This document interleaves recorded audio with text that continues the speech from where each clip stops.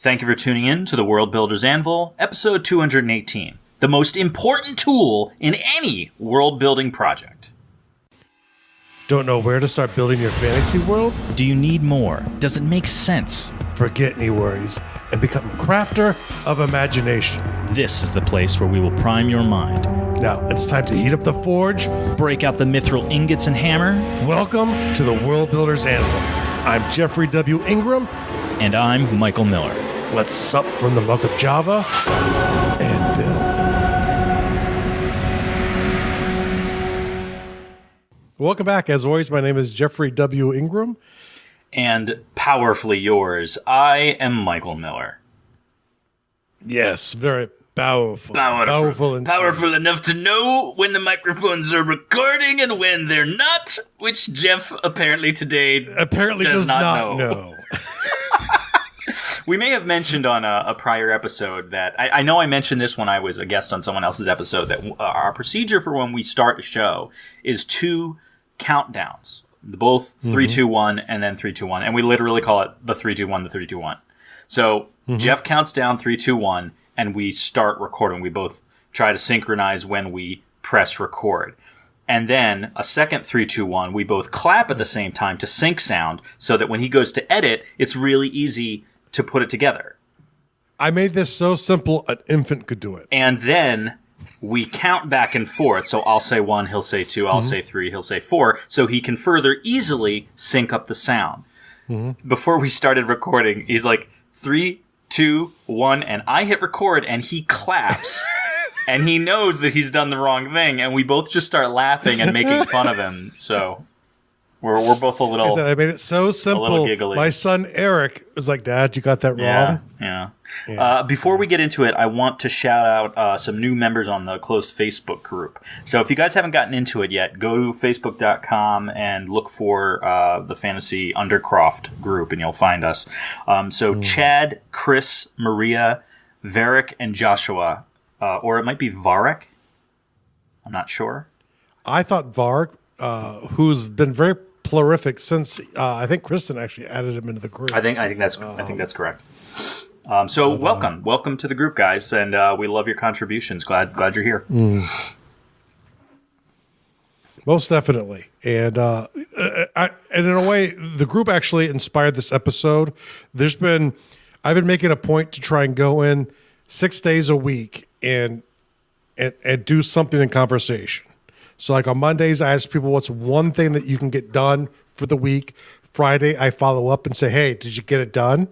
Gives you a chance to be accountable. Then Monday, Tuesday, Wednesday are kind of either inspired by that week's episode or just general world building kind of things that catch my attention. And then Saturday is a chance for people to share their promo stuff. So the entire thread doesn't become links to buy people's books like in several groups I've been in Facebook. And so there's been some great discussion going on, and it's kind of like led me to this topic for many different angles. But what is the most important tool, and the reason this is too, it's like I get involved a lot in marketing with the company I'm in. And one of the things that, you think about as a marketer is how do you give people the illusion of a magic bullet? And which I don't like. Most of my marketing is anti-magic bullet because magic bullets don't exist. Yeah. And if you've come here for an episode where you're looking for the magic bullet, it's not here. The great news is you have the tool already. You don't have to click or buy anything. You have the tool you need to get through this. Yeah, the whole it's very American to want a singular thing to solve a large problem that involves lots of variables. Like your weight, your health, your job, any kind of skill that you'd like to acquire. Just buy this one thing and you'll be doing it like an expert. And, that's not true. A lot of times, like, when I have come across a thing that has been like, hey, this is a really great thing for that thing you're trying to do or whatever, and it has been a solid product, I've walked in thinking it was a little more simplistic, only to discover that it is a grand encompassing and there's a lot to it. And those have been the better seminars, books, programs that I've purchased or been through, where you walk in and you realize that you're only approaching the tip of the iceberg. There's a lot more there, but once you get into all that stuff, you know, and that's kind of like what we got going on in this episode. And so really the tool is understanding yourself. You are the key to your world building, strangely enough. I say a little bit sarcastically, but I mean it really earnestly. The best liars to ourselves is ourselves. I can lie to myself all day and be like, oh, I feel great, and I'm in pain. I can lie to myself for hours at a time. We are very effective, most effective at tricking ourselves. We're most effective at motivating ourselves. We have the most power over ourselves than anyone else, even our loved ones. Because we really know all of the tips and tricks, but we will bury the evidence in our subconscious often. So really, it's not just yourself, but it's understanding yourself. That is the key to unlocking your world building potential, because the imagination's there, but everything that you need to do it is there. You know, it's like I'll go into episodes, I'll explain how to make maps, and I'll explain it from this format of just do this. And it's a system that works, and it would probably work for most people who do it. Other people, there are other ways to do it that are perfectly fine and work awesome. You do not need to do it the way I say to do it usually, and you can still get it right. You can try to create a naturalistic world that I might think there's elements of it that are bunk or aren't naturalistic, but that doesn't make me right. This kind of reminds me of the whole knowing what you don't know explanation, where there are things that you know. Like, you know, I know how to record a show. There are things that I know that I don't know. I know that I don't know how to speak Russian. Yeah. There are things that you don't know that you don't know. You don't know. Like how to start the show? No, no, because you don't know that. But if you but right there is kind of like your key to success, your key to conclusion, and like your first steps, like the knowing stuff that you don't know. Like if you we'll take map making as an example.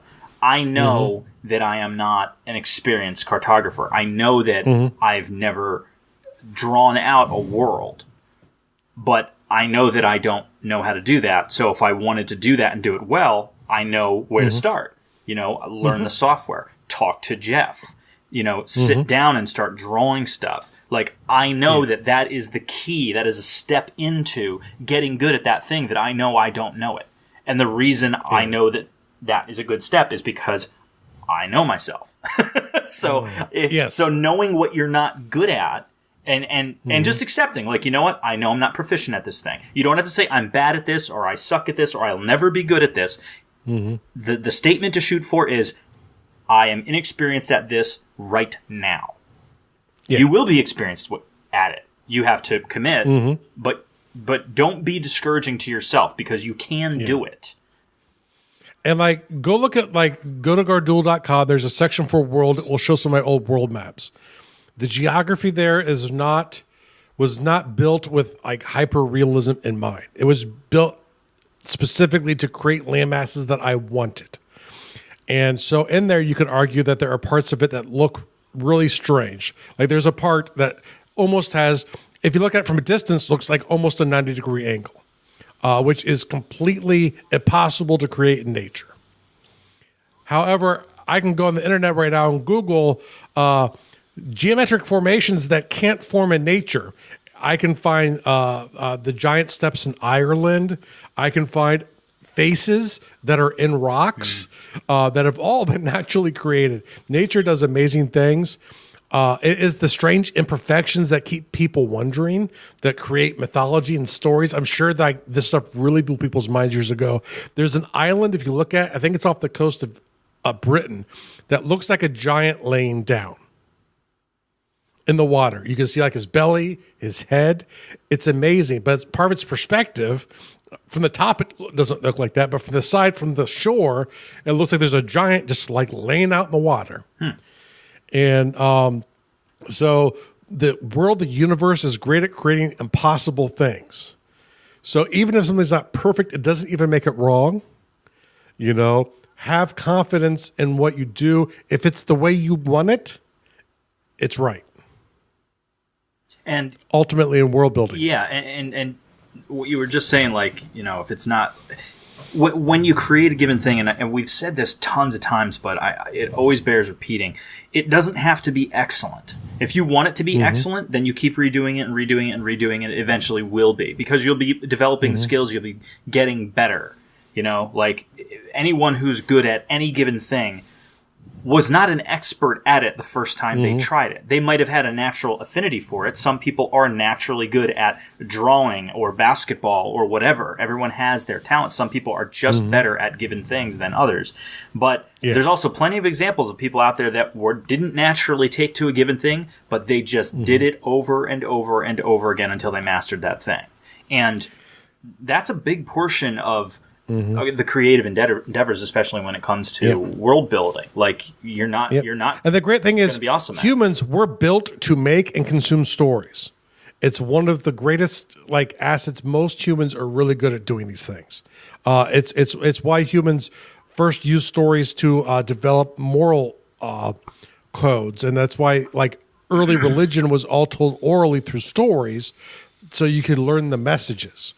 And remember them because they're stories. We're built to do this. And even if you're doing for educational purposes, you're world building, which I do know there are people in our group who do education, like they want to learn about the universe, so they world build. And you build something and you learn that it's wrong. You know, I'm going to go back to 1993. I'm in Michael's time machine right now.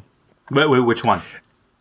The one that allows us to go back in time. Yeah, which one? I didn't know you had more than one. I'm not there yet. Okay.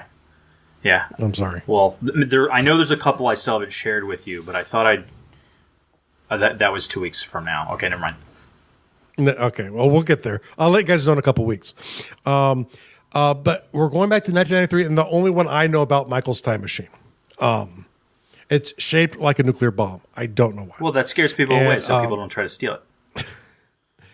It works. Now, the cool thing is, if you would have like created a solar system for your world to exist in, and you had like a big gas giant right near the sun where Mercury is in our solar system, everyone would have told you you're crazy.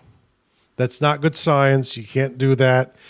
Because of the way dust settles in a galaxy, your gaseous planets all form in the outer solar system.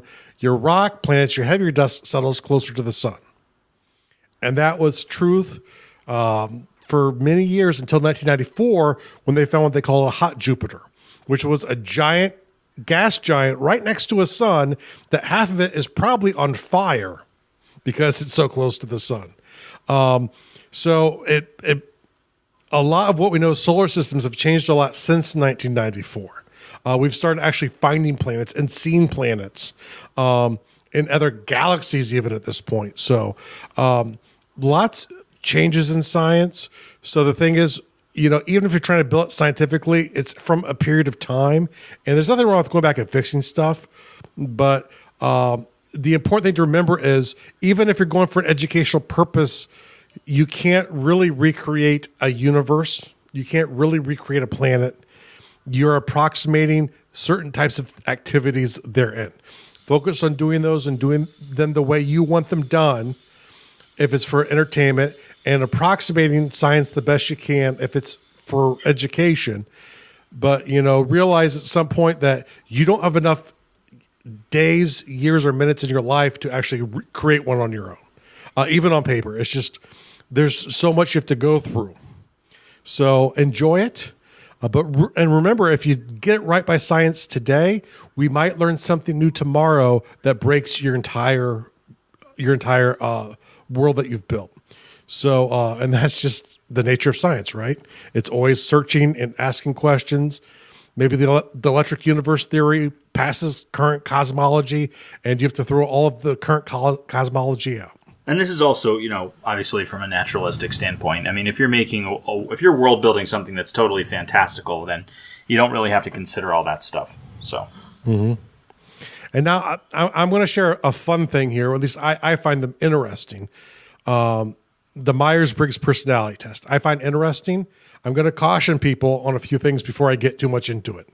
Personality test measure what you think at a certain time and place in a certain environment. It does not tell you who you are. It tells you a sample of yourself in a certain time and place. It gives you interesting information that you can glean from, but don't think that you're somehow trapped by anything that you're told by it. Because the biggest thing they've proven about personalities in the past 10 years is that they are malleable. If you want to become an extrovert and you're an introvert, you can do that. If you want to become an introvert and you're an extrovert, you can do that. I was about to say, I would imagine it would be more difficult to go the other way. No, personalities are dynamic. Oh, I get that, but I am an extrovert, and the idea of me becoming introverted sounds... Well, because you're like me, you get energy from interacting with people. Mm. So it's counterintuitive to go, that's why introverts don't want to become extroverts, because they get their energy refill by not being around people. They need that private time to recharge. Or me and you, we need to BS over a computer to get recharged. So it's sort of counterintuitive to want to change. And there's no reason to change. I mean, they're really successful introverts and extroverts, and it's a lot more than introverts or extroverts. This kind of goes into they have different areas, and it's the one you see online where they have like 4 letters. Like I'm an ENFP, which is extroverted, intuitive, feeling, empath. I feel people's emotions. I don't judge people. Like my wife's a J. If you met my wife, you would realize my wife's a big J. She judges people. I don't do that. But that's just a difference in our personality. I think that's kind of an unfair thing to state, because I think as a general rule, all people we all judge. Yeah. We might not act on that judgment, and we might not verbalize it. But I think subconsciously we can't help it. Well, the truth is all these personality tests are completely bonk because they're all scenario-based, right? It's like if I take someone who says they're really introverted, I put them in a room with their really close friends and ask them the same questions, they're going to come out extroverted. But they're going to think about scenarios that make them introverted when they take the test. So the thing is, once again, it's very subjective. It's about situations. People change over time. Like you're probably largely an introvert, but or extrovert, but there might be certain circumstances if I put you in, you might actually pull back because you don't feel comfortable in that circumstance. So, the thing is, they give you some good information to understand what motivates you. Because that's one of the big keys when you're world building is the motivation to keep doing it, to keep making stuff up that maybe no one agrees that you should even be doing at your age. Jeffrey, actually, I've been supported, so I can't say that, but some people aren't supported when they get to my age, and they're still making stuff up. So, and I am 942 years old. But you need to know what motivates you, because sometimes there are lots of reasons to not be creative. Whether it's the world building or the storytelling or whatever you're doing, there's lots of reasons not to do it. And if you really want to get ahead and do it, you need to be able to motivate yourself. So when you're in that scenario, you can get some kind of movement. Even if it's not necessarily straightforward, it's that one step closer. What frightens you?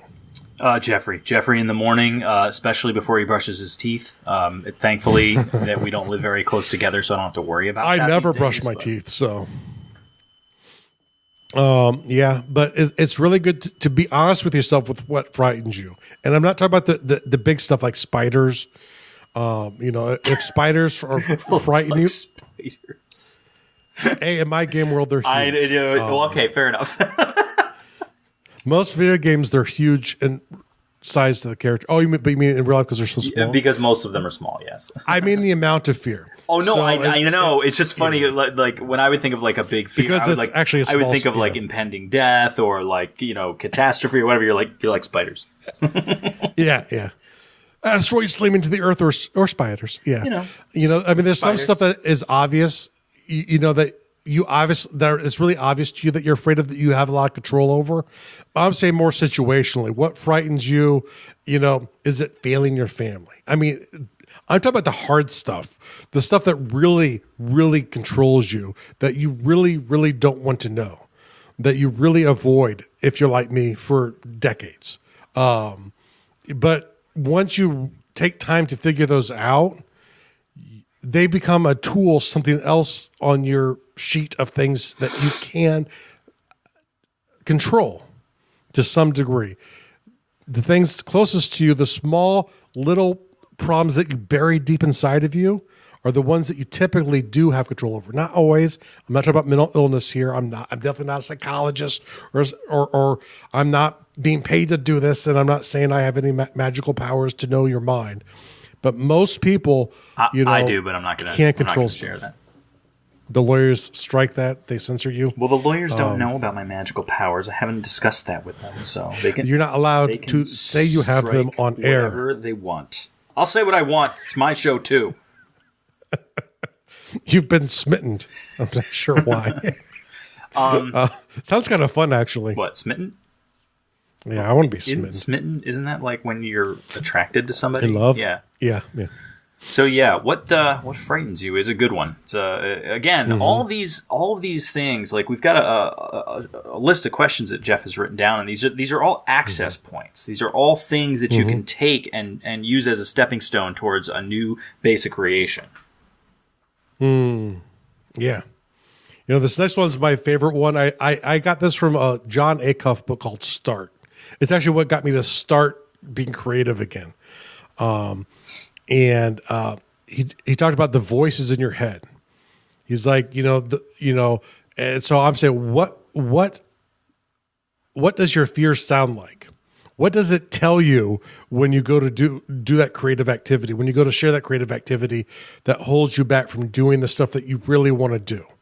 If there's stuff that you really want to do and you don't do it, there's usually a voice that accompanies it in your brain. Now, I'm not saying you're schizophrenic and it's an actual voice, but it's like you will hear a sentence like you're in a dream. Like, oh, they'll hate that. They all hate that. Oh, this is stupid. That's what I got a lot. For extra credit, go look up the song Voices in My Head by Dennis Leary. That's like double extra credit and XP. We'll give you A and 10 points of XP. GURPS XP. But, the thing is, when you get those voices in your head that tell you it's bad, sometimes your body is trying to alert you to a problem. I'm not saying ignore the voices. Like, when I was in the service and if I was to go towards like people with guns, my head would be like screaming at me like, stop, you're being stupid. But for good reason. But most of the time, those voices they're being miscued and misfired. So the thing is, when you get those voices, write them down and explore. Find out if what they're saying is real, if it's a legitimate fear, or if it's something that you are being panicked about. And then ultimately, what's the worst case scenario? If what I'm doing for world building is stupid, and I share it, and a bunch of people say, "Hey, your world building's boring. We don't like it." That might hurt a little bit, but usually the voices in your head tell you like you'll die. It's like really extreme. Like you will explode into 5,000 pieces if people don't like this. So, just be honest with yourself. And if it's within your risk tolerance, take it. If it's not, I'm not saying take it, but it doesn't mean you can't create it because you don't have to share it either. So, don't stop doing things that you really want to because of fear. And I've talked about fear a lot, so I'm going to try and hold back here a little bit. Why are you world building in the first place? And that's something I think about once in a while is storytelling. Yeah, I need some world building for my story. But when you define yourself as a world builder, you world build more than you need it for story. There's something about it you like. What is it? And it's not necessarily good or bad. It's just something to understand about yourself. And this is another important one, especially if you're planning to share. Think about the world around you and what you think of it. And doing this is a fun exercise I like to do, is like, if I release this story 20 years from now in some lit class, if it somehow takes off and becomes popular, someone's going to break it down and they're going to say what the context was where I lived. You know, the times I lived. Oh, he was very scared of the president, so he made that monster green. Think about you never did that in a lit class where you had to go through the context, what the author meant when he wrote a scene. It's been so long since I've been in a lit class. It's just been so long. Yeah, you're going like, and that 20 maybe years that's ago. more college lit. I don't really remember, but I do remember doing this in college where like you do a scene about what is this elephant that that he's talking about, and you have to explore and try and figure out what the context is that's driving the author. But think about the world you live in, the good and negative inputs around you in your news feed, on television, from the people around you in your life. Hopefully you get some feedback from them as well too. But what are those influences? What really frightens you? What really makes you happy? And just think about what are these things influencing me? There's a lot of stuff saying the way people use social media causes anxiety and like severe anxiety. And a lot of it is because people surround themselves with like-minded people who feed them fear. Are you doing that to yourself? What effect? That does have effect on your creative side. Do you like it? And just realize it's there because you can change those kinds of inputs if you want to. And now finally, the final point here is there are lots of things out there. There's lots of great sites and resources like the World Builder's Anvil, for advice on how to do things, for writing, for world building, for probably at this point, anything that you want to do, probably legal or illegal at this point, I'm sure. There's someone out on the Webernets explaining how it's done. And I have to pay Michael a nickel whenever I say that. I do love that term. Yes, that's replaced all my other terms for that. But out there in the Webernets, someone is talking about it. Someone has more experience than you. Someone has some good ideas. Take them, explore them. But you know what? If they don't work for you, if you spend time and you try and work them, and it makes it more difficult to do than it was before, throw them away. They don't work for you. They might work for that person and every other person in the world, but if they don't work for you, you can throw them away, and it doesn't make you any less of a person. That's kind of one of those fool's wisdom genius things that a lot of people don't realize, where it's quite simple. Use what works. Yes. There are. I mean, I can think of a bunch of examples in my professional world where a given company or person they'll spend a lot of time investing time, energy, money, resources on a thing. And what they do is they get mired in the fact that they have so much invested in a given thing. And they keep pushing to get the return on that investment. Even if it's obvious, they're never going to get it. They're never going to get the entire return on the amount of investment they put into it. If you see this, it might be time to try something different. Yeah. There are times. And go ahead. I was going to say, I got to this searching for. There's this thing in the business world they like to call getting things done, GTD. And so a lot of people come up with these systems to help you get things done. So, and I've gone through so many of these systems, and some of these systems, it's like if you start trying to do them, they become like your job, just like managing the things to try and get done,